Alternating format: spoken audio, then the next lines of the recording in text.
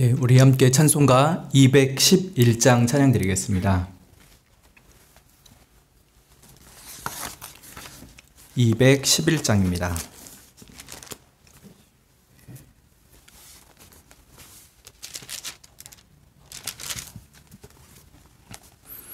그 참혹한 십자가에 주 달려 흘린 피 샘물같이 느르르니 죄 많은 형제여 값없어도 다 나와서 내 죄를 고하면 있는보다 더히도록 참 성결 얻으리. 나 믿노라 보혈의 공로를 흠없어도 피 흘리사 날 구원하셨네. 그 흉악한 한강도는 제 죄를 깨달아 죄 없으신 주 예수를 구주로 믿었네. 내 지은 죄 흉악하나 내 예수 믿으면 용서받은 강도같이 곧 용서받으리. 나 믿노라 보혈의 공로를 흠없어도 피 흘리사 날 구원하셨네. 온 백성의 죄 사하신 하나님 어린 양 그 십자가 지심으로 온 인류 구했네. 저 영원한 새 나라에 다 같이 모여서 금검은 고한 곡조로 새 노래 부르리. 나 믿노라 보혈의 공로를 흠없어도 피 흘리사 날 구원하셨네.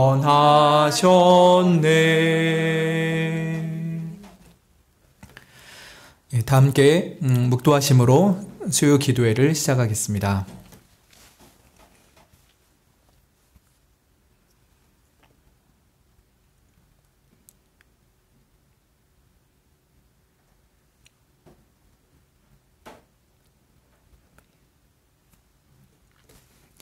찬송가 30장 찬양 드리겠습니다.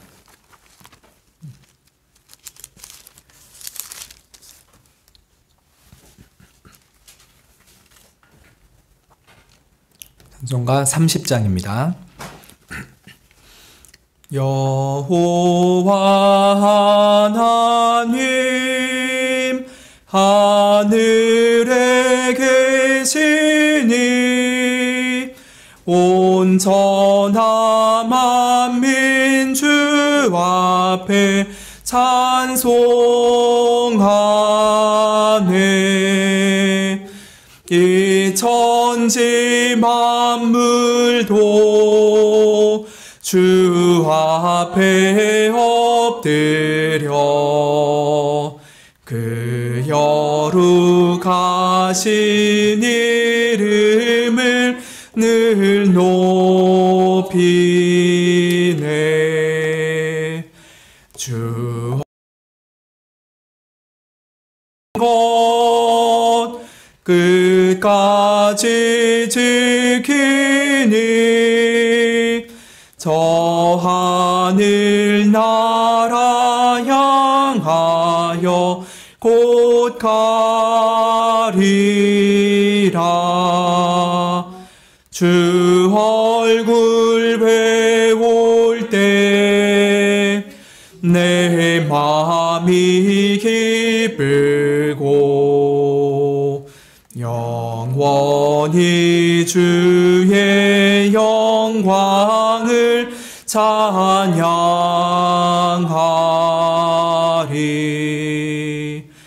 왕의 왕 되신 주 하늘에 계시니 이 세상 죄악이 기신 구주 예수 저 천군 천사들 주 옹위하고서 무성도 함께 영원히 늘 섬기네. 주 삼위일체께 승리한 무리들 다 기쁜 음성 높여서 감사드려. 창조주 하나님 내 주도 되시니 주 앞에 나도 엎드려 경배하네.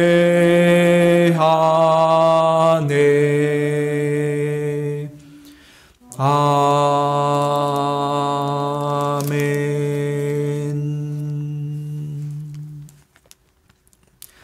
357장 한 장 더 찬양 드리겠습니다.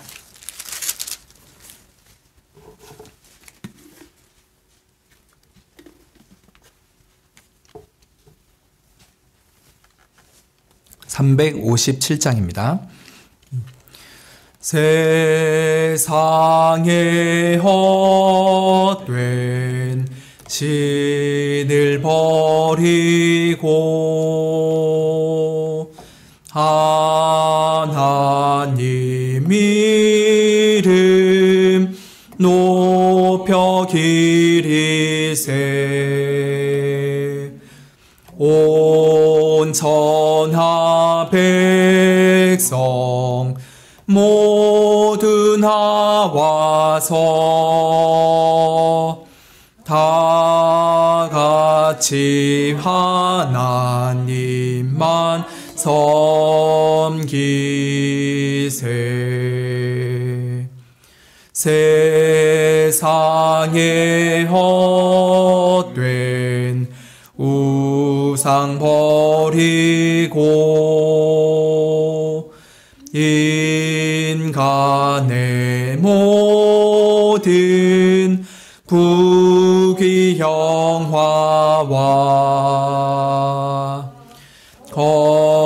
거짓과 불의 모두 버리고 온전히 하나님만 섬기세. 주님의 백성 서로 헤아려 시기와 믿음 마주 버리고 하나님만을 홀로 섬기는 전국을 어서 이뤄 줍소서. 아멘.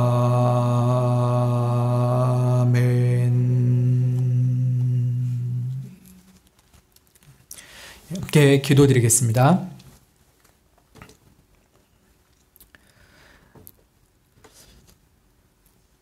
세상의 모든 입술로부터 찬송과 경배를 받으시기에 유일하게 합당하신 하나님의 이름을 찬양하고 높이옵나이다. 참으로 이 세상의 헛된 것들에 우리의 마음을 빼앗겨 그 말로가 참으로 비참할 수밖에 없었던 우리 죄인들을 하나님께서 긍휼히 여겨주시사 장세전에 우리를 선택하신 그 은혜를 따라 우리를 불러주시고 하나님의 친백성으로 삼아주셔서 진심으로 감사를 드리옵나이다. 우리가 더 이상 죄의 종노릇하지 아니하고 하나님의 진리에 순복하며 또 주의 의의 종으로서 살아갈 수 있는 이 과분한 은혜를 받았으니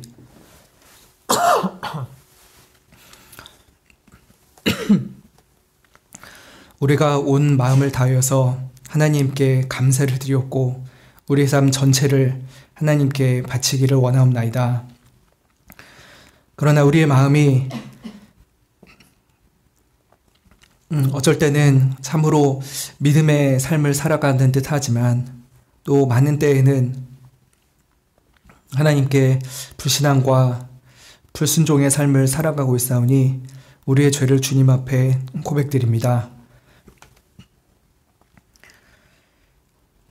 하나님께 받은 은혜가 너무나도 커서 도저히 이렇게 살 수 없지만 어쩐 일이지 우리는 이렇게 어리석고 악하고 불손하게 살아갑니다. 하나님께서 기뻐하시는 삶을 단 한순간이라도 온전히 살아가기에 우리는 전적으로 무능하오니 주님 우리를 용서하여 주시옵고 하나님의 은혜를 베풀어 주시사 하나님이 기뻐하시는 삶을 단 한순간이라도 살아갈 수 있게 하여 주시길 원합니다.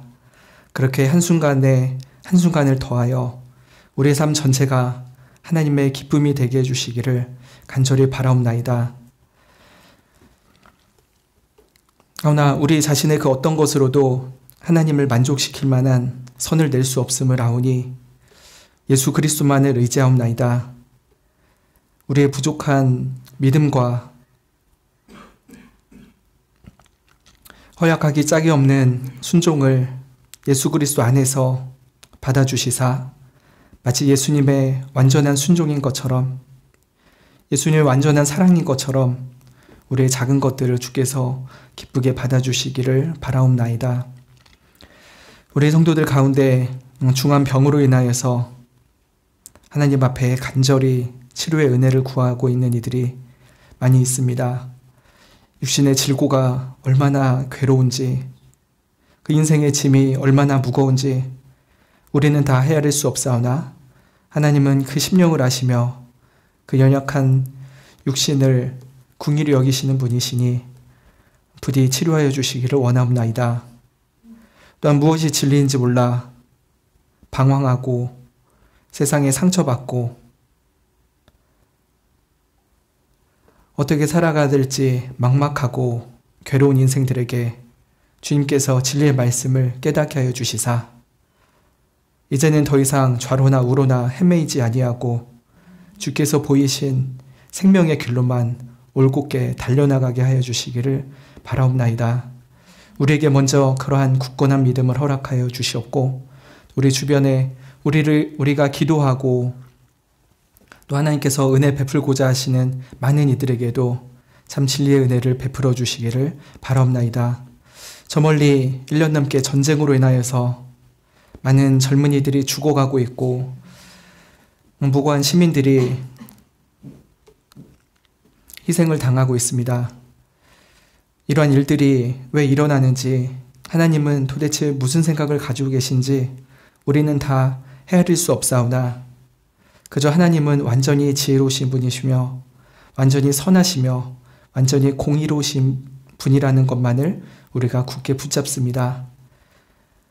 부디 하나님의 뜻에, 하나님의 시간에 가장 합당한 대로 전쟁을 종식시켜 주셨고, 이러한 과정 속에서 많은 일이 희생당하지 않게 하여 주시며 오히려 수많은 사람들이 하나님의 복음 앞으로 무릎 꿇고 나아와 회개와 구원의 은혜를 입게 하여 주시기를 원하옵나이다. 이 시간 하나님께서 임재하여 주시옵고 우리의 예배와 기도를 받아주시기를 바라옵나이다. 예수님의 이름으로 기도합니다. 아멘. 예, 오늘은 민수기 25장 말씀 보겠습니다.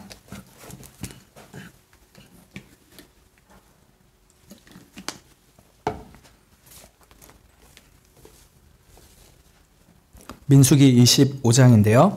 구약성경 238쪽에 있습니다. 25장 1절부터 15절까지 교독하겠습니다. 이스라엘이 시딤에 머물러 있더니 그 백성이 모압 여자들과 음행하기를 시작하니라.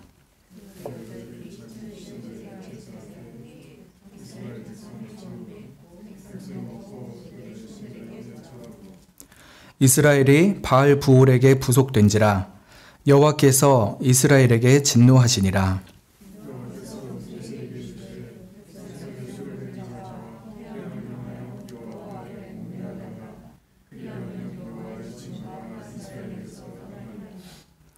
모세가 이스라엘 사사들에게 이르되 너희는 각기 관할하는 자 중에 바알 부올에게 부속한 사람들을 죽이라 하니라.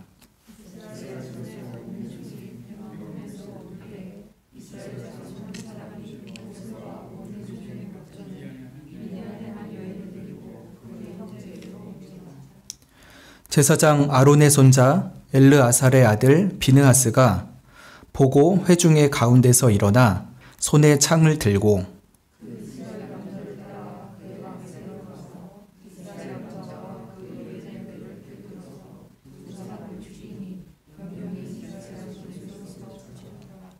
그 연병으로 죽은 자가 24,000명이었더라.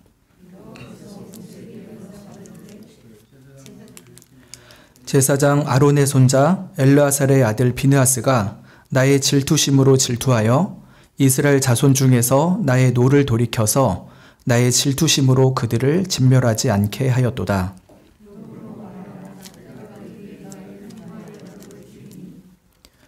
그와 그 후손에게 영원한 제사장 직분의 언약이라. 그가 그 하나님을 위하여 질투하여 이스라엘 자손을 속죄하였음이니라.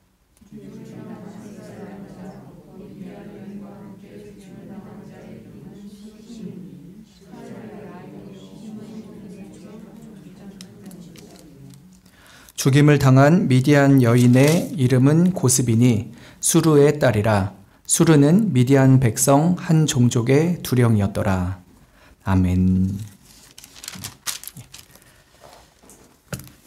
출애굽 40년 차에 이스라엘은 아모리 왕 시온과 바산 왕 옥을 무찌르고 모압 평지에 진을 치게 되었습니다. 이스라엘은 모압이라는 나라를 공격할 계획은 전혀 없었는데 모압 왕 발락은 이스라엘을 매우 두려워했습니다. 그래서 모압 왕 발락은 미디안 장로들과 연합해서 메소포타미아의 용하다는 점술가 발람을 데려오게 됩니다. 하지만 하나님은 이 불의한 점술가인 발람을 아주 강력하게 주장하셨습니다. 발락 왕은 이 멀리 있는 발람 거짓 선지자를 불러다가 이스라엘을 저주해달라고 했죠. 그러나 하나님은 발람의 입에 이스라엘에 대한 저주가 아니라 오히려 복의 말씀을 넣어주셨고, 발람은 3번에 걸쳐서 이스라엘에 대한 복을 선포하게 됩니다. 이스라엘은 모든 민족 위에 뛰어난 민족이다. 하나님이 이스라엘과 함께 하신다. 하나님이 이스라엘로 하여금 모든 악의 세력들을 정복하게 하시고 하나님의 나라를 세울 것이다. 이런 식의 예언을 3번에 걸쳐서 하게 만들었죠. 기껏 멀리서 불러다가 저주를 시켰는데 복을 선포하고 있으니 이 모압 왕 발락은 속이 터집니다. 그래서 민수기 24장 11절에서 그대의 곳으로 달려가라. 내가 그대를 높여 심히 존귀케 하기로 뜻하였더니 여호와께서 그대를 막아 존귀치 못하게 하셨도다 라고 합니다. 하나님이 너를 막아서 이스라엘한테 저주 못하게 하니 너는 나한테 쓸모가 없다. 그냥 너희 곳으로 돌아가 버려라. 이렇게 쫓아내는 것이죠.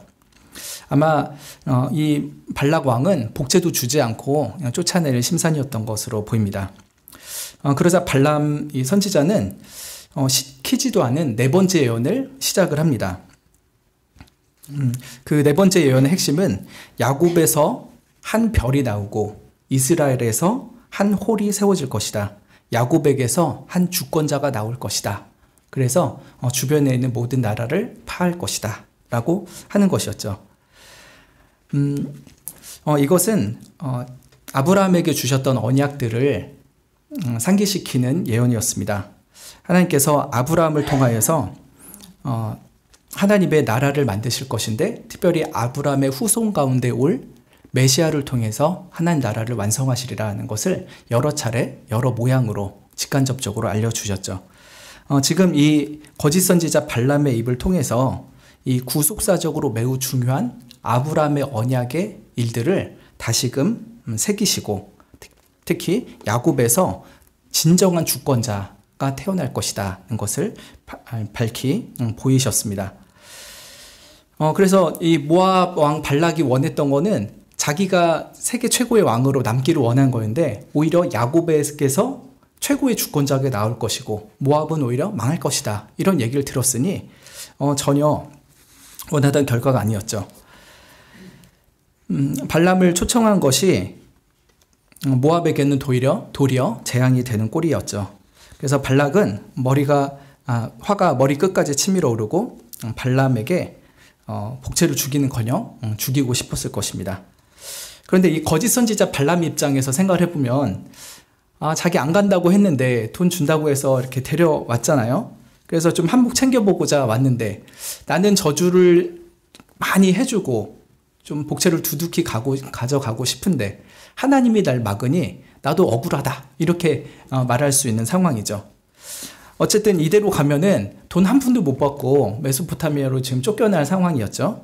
그래서 발람은 이대로 갈 수는 없다 생각을 합니다. 아주 철저하게 돈을 밝히는 거짓 선지자였기 때문이죠. 민수기 24장 25절에 발람이 자기 곳으로 가고 발락도 자기 길로 갔다라고 해서 이 왕과 선지자가 그냥 헤어진 것처럼 보입니다. 그런데 계시록 2장 14절에는 발람 선지자가 떠나기 전에 발락한테 아주 악한 계획 하나를 주고 갑니다.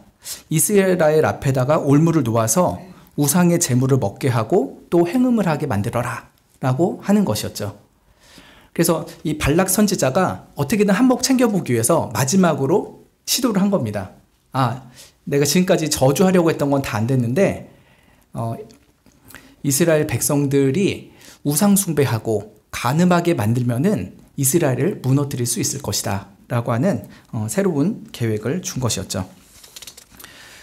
이 계획에 있어서 모압 여인들이 동원될 것이고 또 미디안 여인들도 동원될 것이었습니다. 이런 배경 속에서 오늘 읽은 1절을 차근차근 보기 시작하면 좋겠습니다. 이스라엘은 사실 이 발람 선지자가 이스라엘을 저주하러 왔는데 도리어 복을 선포했다. 이 사실을 알았을까요? 몰랐을까요? 제 생각에는 잘 몰랐을 것 같습니다. 저기 발락 왕이랑 발람 선지자 그리고 하나님은 알지만 이스라엘 백성은 이것을 직접적으로 들을 수 있는 위치는 아니었기 때문에 그냥 이 사실은 모르고 있었을 것 같습니다. 아무튼 이스라엘은 모압 평야에 있는 시딤이라는 곳에 진을 치고 머물러 있습니다. 암모리 왕과 바산 왕을 이긴 승리에 도취되었는지 영적인 긴장감을 좀 놓고 있는 상황이죠. 그런데 발람의 지도를 받은 이 발락 왕이 자기 나라에서 제일 예쁘고 가장 매혹적인 여자들, 또 미디안 여인들까지도 불러다가 이스라엘 남자들에게 보냅니다. 이 여인들은 날카로운 덫을 숨기고 그리고 입으로는 아주 매력적인 미소를 띠면서 찾아오죠. 이스라엘 남자들은 사실은 이 모압 여인들과 상종도 하지 않아야 되었겠죠. 그런데 어쩐 일인지 그 여인과 말을 몇 마디씩 섞기 시작하고 몇몇 남자들은 몇몇 여자들과 어울리기 시작합니다. 그리고 이 모압 여자들이 이스라엘 남자들을 바알의 제사 자리에 초대를 하는 일에 이스라엘 남자들이 걸려들게 되죠. 마귀는 자기의 일을 절대 포기하지 않습니다. 발람 선지자의 저주를 통해서 이스라엘을 멸망시키려는 것이 실패하자 이번에는 미인계를 써서 이스라엘을 멸망시키려고 합니다. 플랜 A가 실패하면 플랜 B를 바로 동원하고요. 그것도 안 되면 플랜 C를 도모합니다. 그 자신의 일을 하기 위해서 마귀는 이 사람도 쓰고 저 사람도 씁니다. 이 악한 마귀의 궁극적인 목적은 하나님의 백성을 타락시키고 하나님의 진노 아래 자기처럼 망하게 만드는 것이죠. 교회 역사를 볼 때 성도들을 타락시킨 데 있어서 더 효과적인 수단은 칼날보다는 쾌락이었습니다. 외적인 핍박보다는 이스라엘 백성들 내에서 세상적인 쾌락에 도취되게 만드는 것이 훨씬 그들을 타락시키는데 톡톡한 효과를 보았죠.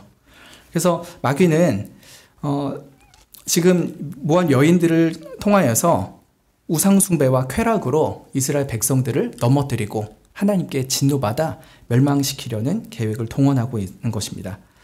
모압의 종교의식은 세상의 여러 종교의식 중에서도 매우 부패하고 더럽기 짝이 없습니다. 주로 농경 축제 기간에 고지대에 있는 산당에서 이 바알에 대한 제사들이 이루어졌다고 합니다. 벌거벗은 남녀가 요사스러운 춤을 추고 또 술을 마시고서는 육적인 음행을 합니다.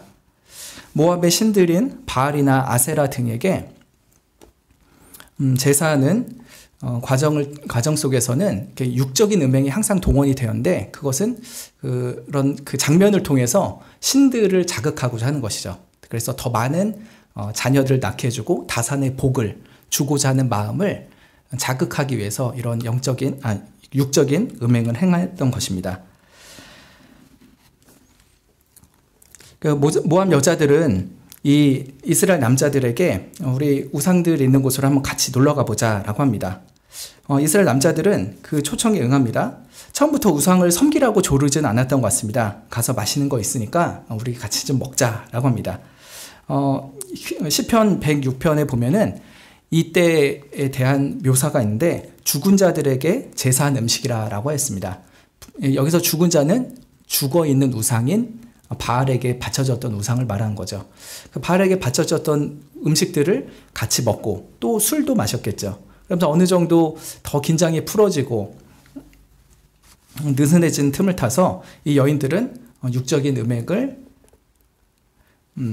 요구하고 그들은 그렇게 음행을 저지르게 된 것이었습니다. 하나님께서 일찍이 출애굽기 34장에서 경고를 하셨습니다. 너는 다른 신들에게 절하지 말아라. 여호와는 질투라 이름하는 질투의 하나님이니라. 너는 삼가 그 땅의 거민과 언약을 세우지 말지니 이는 그들이 모든 신을 음란히 섬기며 그 신들에게 희생을 드리고 너를 청하면 내가 그 희생을 먹을까 함이라. 하나님께서 가나안에 가까이 가고 또 그들과 교제하면은 음란한 우상 숭배에 빠질 것을 경고하셨습니다.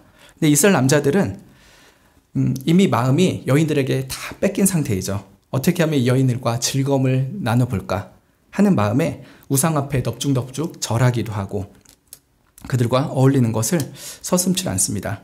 죄악은 도미노이죠. 하나의 유혹에 넘어가면 그 다음 유혹에 넘어갑니다. 모압 여인들이 오라고 할 때 그때 딱 끊었어야 되는데 한번 가볼까? 갔죠. 이 음식을 먹으라고 할 때 이거 우상숭배하고 나온 음식 아닌가? 하며 경계했어야 되는데 그걸 또 먹지요. 또 술도 마십니다. 그 다음에 갈 때까지 가는 것이죠. 한 칸 한 칸씩 넘어가면서 돌이킬 수 없는 가장 큰 죄악을 저지른 것입니다. 육적인 간음 그리고 영적인 간음 둘 다 지었습니다. 오직 한 분이신 하나님, 그들을 애굽에서 구원해 주시고 또 모든 저주에서 보호하여 주시고 또 메시아로 인하여 구원의 복을 주시리라 약속하시는 이 하나님을 저버리고 모압의 신 바알에게 고개를 숙이고 넙죽 절을 하였습니다. 3절에 이스라엘이 바알부올에 부속되었다라고 묘사를 하고 있습니다. 이것은 예속되었다, 꽉 묶여버렸다라고 하는 것이죠. 그들은 시내산에서 거룩하신 하나님과 맺었던 언약의 끈을 단번에 잘라버렸습니다. 대신에 음란한 바알과 한 마음을 이루고 바알에게 자기의 영혼을 묶어드렸던 것이죠. 누구도 강요하지 않았고 이스라엘 백성들이 스스로 자원해서 이 일을 했습니다. 바알락의 군사력도 또 발람의 저주도 이루지 못했던 이스라엘의 완전한 타락을 이 매혹적인 여인들이 이루어냈습니다. 결국 하나님께서 진노하셨습니다. 이스라엘은 하나님의 심판을 자초하였죠. 바알 부올에게 부속된 자들을 연병으로 심판하셨습니다. 순식간에 이 병이 막 퍼져가면서 사람들이 한 명씩 한 명씩 죽어나가게 되죠. 하나님의 분명한 심판이었습니다. 근데 그 중에서도 백성들의 두령들이 있잖아요. 두목들, 지도자들에 대해서는 좀 다른 방식으로 또 심판을 가하십니다. 4절에 경건한 사사들에게 그 두령들의 시체를 장대 위에 달아 올리라 라고 하셨습니다. 아마 이들이 연병으로 먼저 죽은 거를 그 시체를 장대에 매달아 올린 거일 수도 있고요. 아니면은 그 지도자들이 살아있는데 칼로 죽이고 나서 시체를 매달랐을 수도 있습니다. 연병으로 죽었는지 칼로 쳐서 죽었는지는 정확히는 모르겠지만 아무튼 그 두령들 같은 경우는 높은 장대에 매달아서 그 시체를 모두가 보게 만들었던 것이죠. 왜 그럽니까? 이 지도자들은 이스라엘의 영적인 간음과 육적인 간음을 방지하고 또 지도하는 경건의 본보기가 되는 사람들이어야 했죠. 그러나 이들은 도리어 우상숭배에 적극 가담하고 또 백성들을 데려가서 주도하였으니 심판의 본보기가 되어야만 했던 것입니다. 지도자들은 훨씬 더 큰 책임이 있었던 것이죠. 그렇게 해서 연병으로 죽고 또 누군가는 나무에 매달려서 더 큰 수치를 당하게 하심으로써 하나님의 공의가 만족되고 하나님의 진노가 이스라엘로부터 떠나가게 하시려고 했습니다. 근데 이렇게 하나님의 연병의 심판이 아직도 한참 진행 중이었는데 또 다른 사건이 터집니다. 그것은 6절부터 9절에 나오죠. 이스라엘 온 회중이 회막문에서 엉엉 울고 있습니다. 왜 울까요? 어떤 이들은 바알의 여자들과 음행했던 죄로 인하여서 통회하는 눈물을 흘렸을 것입니다. 그러나 어떤 이는 연병으로 죽은 이들로 인해서 죽음의 공포 때문에 겁에 질려 울고 있을 것입니다. 또 어떤 이들은 연병에 걸려 있는데 아직 살아 있어서 너무 아프고 너무 괴로워서 울고 있었을 것입니다. 여러 비명소리가 뒤섞여 있어서 매우 혼란스럽고 공포스러운 이 상황 가운데 정말 이렇게 미쳤다라고밖에 생각이 안 들 만한 한 사람이 나타나죠. 이스라엘의 한 남자가 미디안 여인을 이스라엘 진영까지 데리고 들어온 것입니다. 바알에게 제사를 드릴 때 이스라엘 남자들이 저쪽 부올이라는 곳으로 가서 제사를 드렸죠. 진영을 떠나서 나쁜 짓을 한 것은 그나마 좀 괜찮다 싶은데 이 이스라엘 한 남자는 거룩하신 하나님의 군대의 진영 가운데로 미디안 여인을 데리고 들어온 것이었습니다. 모세 앞을 지나가고요. 여러 믿음의 형제들의 앞을 지나가서 자기 장막에 들어갑니다. 그리고 그 미디안 여인과 장막 안에서 음행을 저지르죠. 아마 이 남자는 정욕의 불에 그 영혼이 심하게 화상을 입어서 양심이 완전히 감각을 잃은 것으로 보입니다. 양심에 화인 맞은 자이죠. 어떻게 이런 죄를 버젓이 저지를 수 있겠습니까? 근데 더 기가 막힌 것은 이 남녀의 신분입니다. 14절에 보면은 이 남자는 시므온 지파의 한 족장이었다라고 합니다. 굉장히 높은 지도자 중에 한 명이었던 것이죠. 그리고 15절에 이 여인은 미디안 5 왕의 수루라는 자의 딸이었던 것입니다. 이 여인 역시 미디안에선 꽤 높은, 지체가 높은 신분이었죠. 이 둘이 이스라엘 진영 한가운데 들어와서 이런 음행을 저지르니 정말 하나님이 진노 위에 진노를 쏟아 부을 수밖에 없는 상황입니다. 하나님의 거룩을 너무나도 철저히 짓밟고 있는 것이죠. 그때 아론의 손자이고 엘르아사라의 아들인 비느하스라는 인물이 회중 가운데서 벌떡 일어납니다. 그리고 자리를 박차고 그 텐트로 걸어 들어가죠. 들어갈 때 그는 손에 창을 들고 있었습니다. 그 음란한 장막 안에 들어가서 추악한 남녀의 배를 창으로 꿰뚫었습니다. 한 번에 2명을 뚫었죠. 어떤 사사들도 나서지 않았던 이 상황 속에서 이 비느하스가 분연히 일어나서 이 현행범들을 즉결 심판하였습니다. 그제서야 하나님께서는 24,000여 명을 죽게 하셨던 이 연병을 멈추셨죠. 이스라엘이 40년 광야 생활 동안에 정말 여러 가지 갖가지 죄를 지었잖아요. 그런데 출애굽 초기에는 금송아지 우상 숭배의 죄를 저질렀습니다. 그때 죽었던 사람이 몇 명인가요? 한 3,000명 정도였습니다. 근데 출애굽 맨 마지막에는 바알볼 우상 숭배를 저질렀죠. 이때 연병으로 죽은 자가 24,000명입니다. 금송아지 때는 3,000명, 지금은 24,000명, 8배나 더 많은 이들이 죽었죠. 더 오랜 동안 하나님의 거룩하심과 전능하심을 훈련받았음에도 불구하고 더 악랄한 죄를 저질렀으니 하나님이 더 큰 심판을 저지른 것이었습니다. 이 사상자 수는 출애굽 이후에 어떤 전쟁이나 어떤 심판으로 인한 것보다도 더 많은 인원이었습니다. 아마 광야교회 40년 역사 가운데 가장 최악의 죄가 아니었을까 싶습니다. 근데 하나님께서 비느하스를 칭찬하시죠. 11절부터 13절에 비느하스에 대한 하나님의 말씀이 기록되어 있습니다. 제사장 아론의 손자 엘르아살의 아들 비느하스가 나의 질투심으로 질투하여 이스라엘 자손 중에서 나의 노를 돌이켜서 나의 질투심으로 그들을 진멸하지 않게 하였도다 합니다. 여기서 중요한 단어는 바로 하나님의 질투심입니다. 나의 질투심이라고 했을 때 그것은 하나님의 질투심이죠. 이 하나님의 질투심은 어떤 스토커가 가지는 그런 식의 질투는 아닙니다.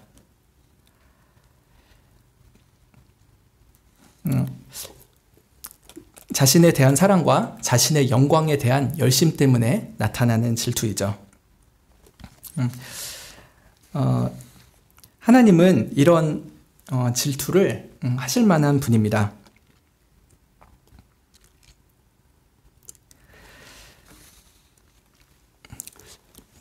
그래서 하나님께서는 1계명에 너는 나 외에는 다른 신들을 내게 있게 하지 말지니라 라고 말씀하셨죠. 하나님이 온 인류에게 주신 가장 첫 번째고 가장 높은 계명이 바로 이것일 텐데 그 핵심은 너는 나만 사랑해라. 너는 나의 영광만을 위해서 살아라 라고 하는 것이었습니다. 왜 그럽니까? 하나님은 모든 존재 중에서 가장 사랑받기에 합당하신 존재이기 때문입니다. 하나님은 자기 자신을 완전히 사랑하십니다. 여러분 어떠십니까? 여러분 자신을 완전히 사랑하십니까? 그렇다고 하면은 그 나르시스트라고 해가지고 한 소리 듣죠. 너 장난식 좀 그만해라. 주제 좀 파악해라. 그러죠. 우리는 우리 주제를 잘 모르면 우리 자신을 사랑할 수 있지만요. 우리의 주제를 잘 파악하고 있다면은 내가 사실은 그렇게 사랑받을 만한 사람은 아니라는 것을 솔직히 인정할 수밖에 없을 것입니다. 근데 하나님은 하나님 자신을 너무 잘 아세요. 하나님 자신의 주제 파악을 완벽하게 하시는 분입니다. 그런데 그런 하나님이 자신을 보셨을 때 자신이 너무 사랑스러운 것이에요. 왜냐하면 하나님은 모든 면에서 완전하시기 때문이죠. 완전히 지혜로우시고요. 완전히 공의로우시고 더할 나위 없이 자비로우시고 더할 나위 없이 전능하신 분입니다. 그런 자기 자신을 볼 때 하나님은 자신이 너무 사랑스러우십니다. 그래서 이 세상의 모든 존재 중에 나야말로 가장 사랑을 받기에 합당한 존재이다 라고 하는 것을 너무 잘 아시고요. 하나님께서 만드신 피조물들에게 나만을 사랑하라 라고 가르치시는 것을 전혀 부끄러워하지 않으십니다. 하나님이 자기 자신을 사랑하는 것은 하나님 자신에게 아주 본성적이고 필연적입니다. 하나님은 자기 자신을 미워하실 수가 없습니다. 자기 자신을 못마땅해 하거나 나 좀 이런 거는 좀 고쳤으면 좋겠는데 하는 점이 단 하나도 없습니다. 하나님이 하시는 생각 모든 것이 하나님께 너무 사랑스럽고요. 하나님이 하시는 행동 하나하나가 너무 자랑스러우시고요. 자신의 모든 것이 완벽하기 때문에 하나님은 자기 자신을 사랑하십니다. 그래서 신명기 6장 5절에서 하나님은 자신이 만든 피조물 중에서도 가장 하나님을 닮은 우리 인간들에게 이렇게 요구하신 것입니다. 너는 마음을 다하고 성품을 다하고 힘을 다하여 내 하나님 여호와를 사랑하라. 가장 사랑받기에 합당한 존재가 나이니 너는 온 마음과 뜻과 힘을 다해서 나만을 사랑하는 것이 합당하다. 그것이 너에게 복이다. 그것이 내가 너를 창조한 목적이다. 나를 사랑하는 것이 너의 존재 목적이다. 이렇게 알려주셨죠. 그리고 하나님은 자신을 사랑하실 뿐만 아니라요, 자신의 영광을 위한 열심이 대단하십니다. 우리가 살면서 하는 대부분의 행동은요, 자기를 영광스럽게 하려고 하는 것입니다. 여성분들 아침에 일어나시면은 이렇게 씻으시고 곱게 단장을 하시잖아요. 왜 그럽니까? 자신의 영광을 위해서이지 않습니까? 너무 후질그레 하고 다니면 좀 그러니까. 그래서 예쁘장하게 꾸미고 하려고 하죠. 남성들도 그렇습니다. 뭔가 자기를 드러내려고 하는 것들에 있어서 자신의 영광을 나타내고자 함이 모든 일들의 동기가 되죠. 이런 영광을 조금이라도 빼앗기면요, 좀 사람들은 많이 화를 냅니다.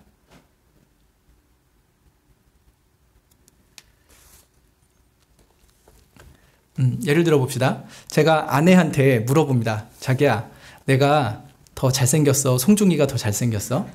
송중기 아시죠? 굉장히 잘생긴 남자 탤런트입니다. 그럼 아내는 뭐라고 대답을 해야 할까요? 가장 정답은 당신이 훨씬 잘생겼지 라고 하는 거겠죠. 그러나 아내도 양심이 있고 정직함이 있는데 차마 그렇게 대답은 하기 어렵겠죠.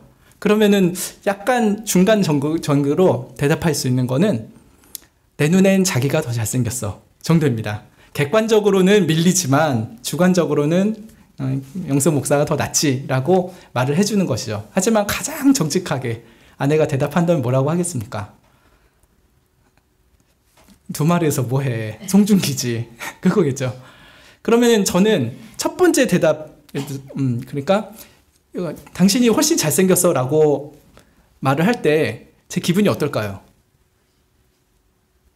좋기는 한데 날 속이고 있구나 라고 하는 것을 감출 수 없을 것입니다. 네. 두 번째로 아내가 대답할 때 내 눈엔 자기가 더 잘생겼어 라고 해주면 정직하기도 하고 내 기분도 상하지 않으니까 이 대답이 제일 괜찮아 보입니다. 그런데 두말하면 뭐해? 송중기지 라고 하면은 제가 좀 기분이 상하겠죠. 그렇게 잘생기지 않은 제가 훨씬 잘생긴 송중기에게 저를 비견하려고 하는 것도 우스운 일이고요. 또 정직한 아내의 대답을 들을 때 뿔이 나는 것도 참 우스운 일입니다. 그런데도요, 우리는 이렇게 자기 영광에 조금이라도 스크래치가 나는 것 참 힘들어합니다. 조금이라도 누가 내 영광을 부추겨주거나 아첨이라도 해서 나를 올려준다면은 기분은 좋습니다. 그만큼 우리는 영광스러움에 대한 갈망이 있습니다. 그다지 영광스럽지 않은 우리들도 내가 좀 예뻐 보이고 내가 더 인정받고 다른 사람한테 존중받기를 이렇게 원한다면요, 가장 완전하시고 가장 존귀하시고 가장 높으신 하나님이 자기 영광에 대하여서 모든 영광을 받기를 바란다는 것이 그리 큰 욕심일까요? 그러지 않을 것입니다. 하나님은 영광받기에 합당하신 분입니다. 그래서 하나님은 누차 자신의 영광에 대한 말씀을 하십니다. 나는 여호와니 이는 내 이름이라. 나는 내 영광을 다른 자에게, 내 찬송을 우상에게 주지 않으리라고 하십니다. 내 영광을 다른 자에게 뺏기지 않을 것이다. 존재하지도 않는 우상들, 그 쭈꾸리 같은 우상들한테 내 영광을 단 하나라도 빼앗기지 않을 것이다 라고 말씀을 하시죠. 그리고 우리들에게는, 특별히 하나님께서 창조하실 뿐만 아니라 구원하신 교회에게는 하나님의 영광에 대한 찬양을 계속해서 말씀을 하십니다. 특히 이사야 43장 21절에 이 백성은 내가 나를 위하여 지었나니 나의 찬송을 부르게 하려 함이니라 라고 했죠. 하나님이 왜 우리를 창조하시고 왜 우리를 구원하십니까? 하나님의 그 무한하신 영광을 찬양하라고 지으신 것입니다. 우리의 존재 목적은 하나님을 찬양하는 것입니다. 하나님을 경배하고 하나님을 높이고 존귀히 여기라고 우리를 지으신 것이죠. 그런데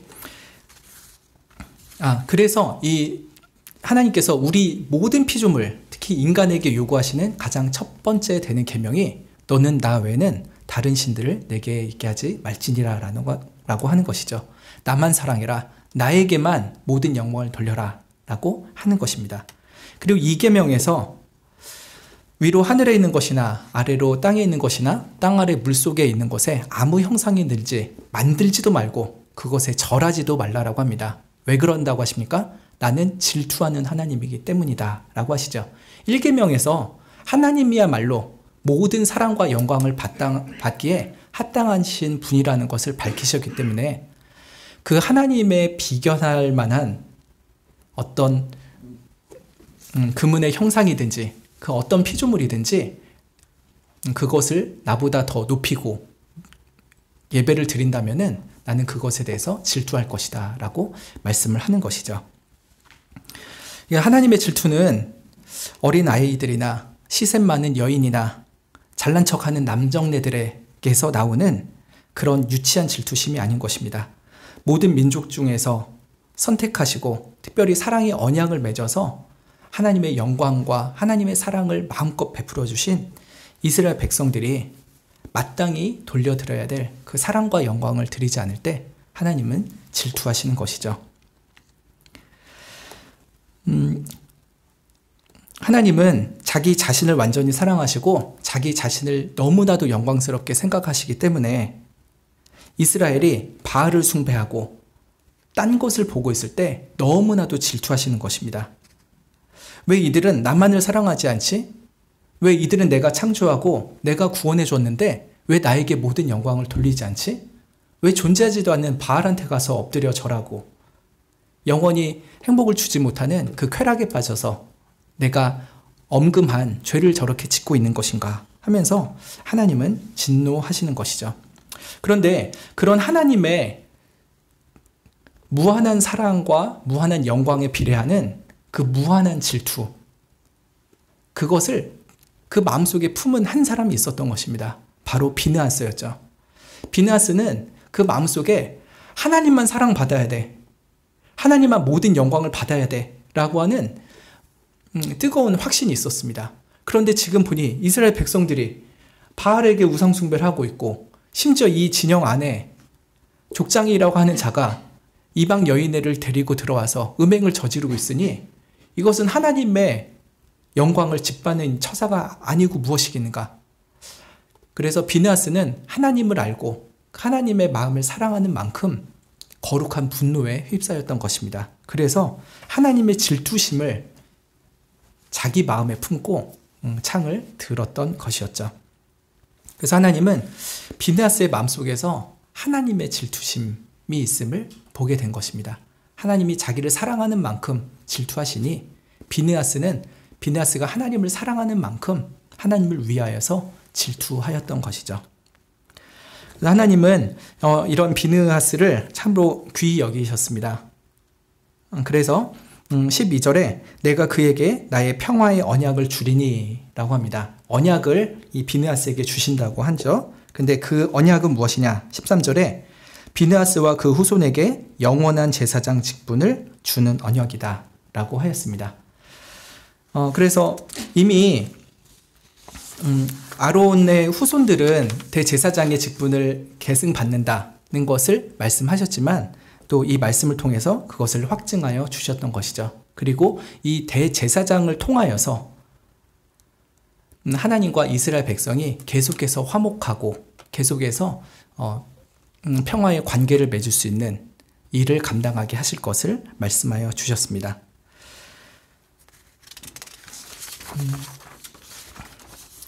이런 말씀을 보면서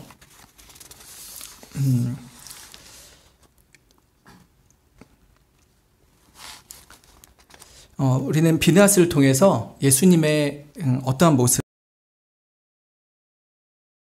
하나의 그림자이고 예수님이 그 본체인 것처럼 대제사장의 일을 예수님이 이렇게 감당하시리라 하는 것을 비느하스를 통해서 어렴풋이 우리가 볼 수 있는 것이죠.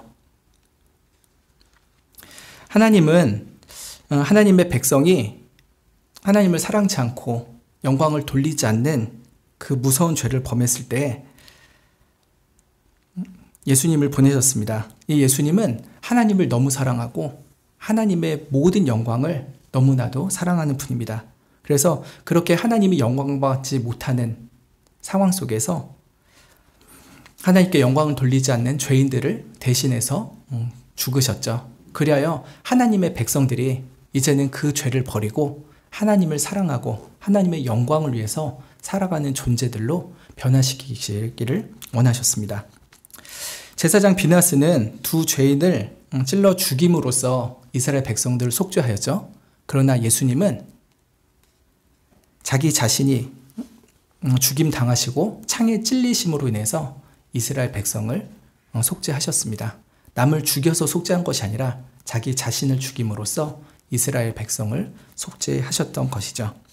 그리하여 하나님의 완전한 공의를 만족시키셨고 하나님과 교회를 화목하게 하셨고 예수 그리스도의 보혈의 은혜를 입은 자들로 하여금 너무나도 하나님을 사랑하고 하나님의 영광을 위해서 사는 사람들로 변화시켜 가시는 것입니다. 그 예수님이 하나님을 너무 사랑하기에 자신을 아낌없이 주셨고 우리가 그 사랑을 입어 구원을 받았습니다. 그래서 우리는 이제 하나님을 사랑하고 하나님의 영광을 위해서 살기를 기뻐하는 자들이 되어야 하는 것이죠. 우리가 이 세상에 살면서 질투를 가져야 될 때가 있습니다. 질투는 다 나쁜 게 아니에요. 어떤 질투는 악하지만 어떤 질투는 선합니다. 세상 사람들은 악한 질투를 합니다. 다른 사람들의 페이스북이나 인스타를 보면서 참 저 사람 행복하게 산다. 좀 샘이 나기도 합니다. 대부분 인스타나 그런 SNS로 보는 사람들은 아는 사람들이잖아요. 내가 봤을 때 쟤는 참 어렸을 때 공부도 나보다 훨씬 못하고 나보다 못 살 것 같았는데 지금 보면은 나보다 훨씬 건강하고 집도 더 크고 좋은 것 같고 나보다 잘 나가고 자식들도 다 번듯하고 손주 사진 보여주고 있고 참 그런 걸 볼 때마다 새삼 질투가 나기도 합니다. 오늘 뉴스에 보니까 정말 황당한 얘기가 있더라고요. 루이비통이라는 그 프랑스 의류 회사가 있잖아요. 영국의 미슐랭 그 셰프랑 협업을 해가지고 한국에 레스토랑을 낸다고 합니다. 딱 2개월 동안만 오픈을 한다고 하는데 한 끼 식사가 점심은 25만 원, 저녁 식사는 35만 원이라고 합니다. 근데 사전 예약을 받는데 5분 만에 다 매진이 됐대요. 25만 원, 35만 원. 저희 집 한 달 식비인데 그걸 한 끼로 먹는다는 게 참 그렇죠. 근데 이 사람들이 왜 그렇게 할까요? 25만 원짜리 음식, 35만 원짜리 음식이 얼마나 맛있을까 호기심도 있긴 하겠지만요.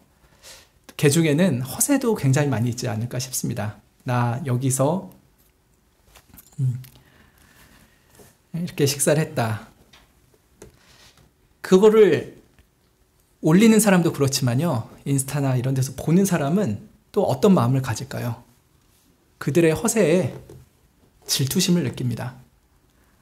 야, 나는 좀 한 끼에 5만 원짜리 뷔페도 못 먹어봐서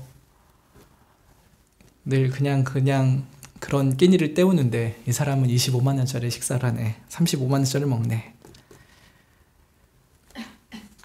세상 사람들은 그런 걸 보고서요, 질투심을 느끼고 시기도 하고 부러워도 하고 나도 그렇게 한번 살아봤으면 좋겠다라고 하겠죠. 포르쉐 타고 가서 럭셔리 호텔의 루프탑 수영장에서 호캉스를 즐기는 사진들을 보면서 질투를 합니다. 또 해외 세부의 에메랄드빛 바다에서 와인을 마시는 사진을 보면은 참 부럽습니다.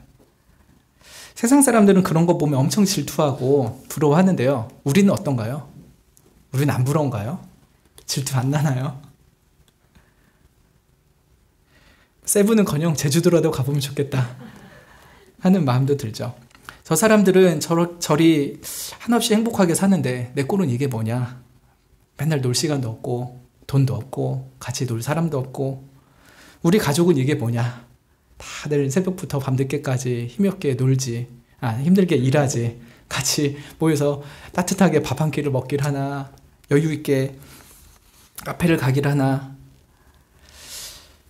우리들도 세상 사람들이 가지고 있는 그런 질투와 크게 다르지 않은 시샘들을 가지고 살기도 합니다. 때로는 질투하며 누구를 미워하기도 하고요. 때로는 나 자신을 보면서 너무 초라해지기도 하죠. 세상 사람들이 가진 그런 치졸한 질투를 우리들도 가지고 있을 때가 많이 있습니다. 그러나 정녕 우리가 가져야 될 질투는 하나님의 질투입니다.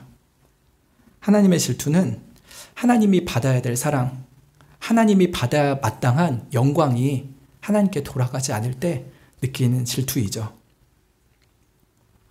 우리는 우리 자신을 위한 치졸한 질투가 아니라 하나님의 영광을 위한 치열한 질투를 가져야 됩니다. 하나님을 사랑한다면 이단들에 대한 소식을 들 때 우리는 질투심에 불타올라야 할 것입니다. 왜 JMS가? 왜 이만희가? 왜 안상홍이 하나님이 받아야 될 영광과 사랑을 훔쳐갖고 있지? 왜 사람들은 하나님한테 바쳐야 될 그 경배와 헌신을 저런 이단들한테 바치고 있지? 우리는 그런 소식을 들으면서 분노할 줄 알아야 됩니다. 얼굴이 뜨거워지고요. 심장이 쿵쾅거리고 거룩한 분노 때문에 타올라야 될 것입니다. 그렇다고 그들에게 가서 막 멱살 잡고 싸울 수는 없지만요. 창 들고 가서 막 뚫을 수는 없지만요. 우리는 엎드려 기도해야 되죠. 주님, 하나님께만 가야 될 그 사랑이 악한 것들에게 쏠려가고 있네요. 하나님이 받아야 될 영광, 저놈들이 다 훔쳐가고 있네요. 주님, 이 모든 것을 올바로 바로잡아 주십시오. 라고 우리는 거룩한 질투심에 불타올라 기도해야 될 것입니다. 하나님의 사랑을 우리가 받아본 만큼, 하나님의 영광을 목도한 만큼 우리는 더 질투해야 됩니다. 더 뜨겁게 질투해야 될 것입니다. 그렇지만 이렇게 이단들이나 다른 사람을 비난하는 것보다는요, 우리 스스로를 돌아보는 것이 훨씬 영적으로 유익합니다. 왜 나는 하나님께 돌려야 될 사랑을 온전히 다 돌리지 못하고 살고 있을까? 나는 하나님이 마땅히 받아야 될 영광을 왜 다 돌리지 못하고 있을까? 왜 나는 하나님 말고 다른 것을 더 사랑하고 하나님의 영광보다 내 영광을 위해서, 내 자존심을 위해서, 나의 높임받는 것을 위해서 더 이렇게 마음 쓰고 마음 조려하는가? 나는 왜 이렇게 사는가? 라고 하며 우리 자신을 보며 회개하고 우리의 죄악된 생각들과 생활 습관들을 버려야 될 것입니다. 정작 우리가 창으로 찔러야 될 것은요, 우리 자신의 죄성이죠. 이것이 있어서 참 다른 사람 앞에 하나님을 온전히 사랑하는 모습을 제대로 보인 적이 없고, 하나님의 영광보다 내 영광, 우리 가족의 영광, 내 자식의 영광에 더 치중하며 사는 것을 우리는 참 마음을 찢으면서 회개해야 될 것입니다. 그래서 우리의 삶을 통해서 하나님이 참 사랑스러운 분이시고 너무나도 영광스러운 분이시라는 것이 드러나기를 바라는 삶을 살면 좋겠습니다. 그래서 많은 사람들이 우리 때문에 하나님을 사랑하고 하나님을 더 영화롭게 하는 그런 삶을 사는 그런 삶으로 우리의 작은 인생을 드리면 좋겠습니다. 말씀을 맺겠습니다. 하나님은 자신을 완전히 사랑하시기 때문에 우리의 모든 사랑을 받기를 원하십니다. 하나님은 완전히 영광스러운 분이시기 때문에 우리로 완전한 영광을 하나님께만 드리기를 기뻐하십니다. 다른 사람도 그렇지만 우리 자신이 그렇게 하나님만 사랑하고 하나님만 영화롭게 하는 그런 삶을 살게 해달라고 기도하면 좋겠습니다.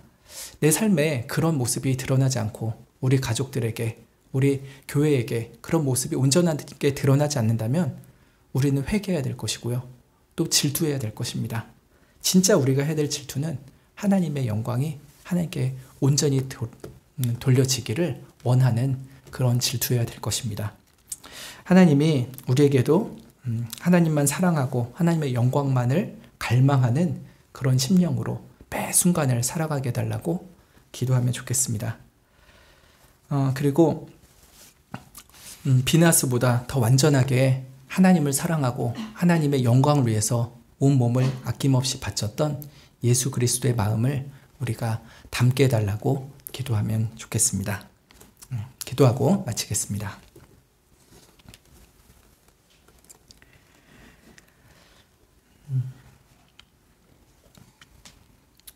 하나님은 우리를 너무너무 사랑하시고 우리를 위하여 외아들까지도 아낌없이 주셨건만 그 사랑을 받은 우리들인데도 우리는 하나님을 완전히 사랑할 줄을 모릅니다. 여전히 삐뚤어진 자기 사랑과 세상에 대한 사랑 때문에 하나님을 온전히 사랑하지 못함을 회개하옵나이다. 하나님은 너무나도 영광스럽고 존귀하신 분인데 우리는 그 하나님의 영광보다는 나의 명예와 나의 알량한 자존심을 챙기려고 얼마나 바둥바둥 사는지요. 이런 우리들을 궁히 여겨주시고 용서하여 주옵소서.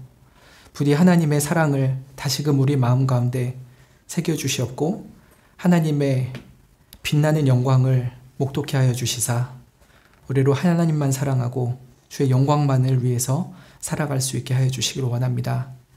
참 우리의 작은 인생 참으로 하찮고 너무나도 연약한 인생이오나 이 작은 것들을 통하여서 하나님의 크신 사랑과 영광만이 드러난다면은 우리의 삶을 주님께 아낌없이 드릴 수 있게 해주시기를 원합니다.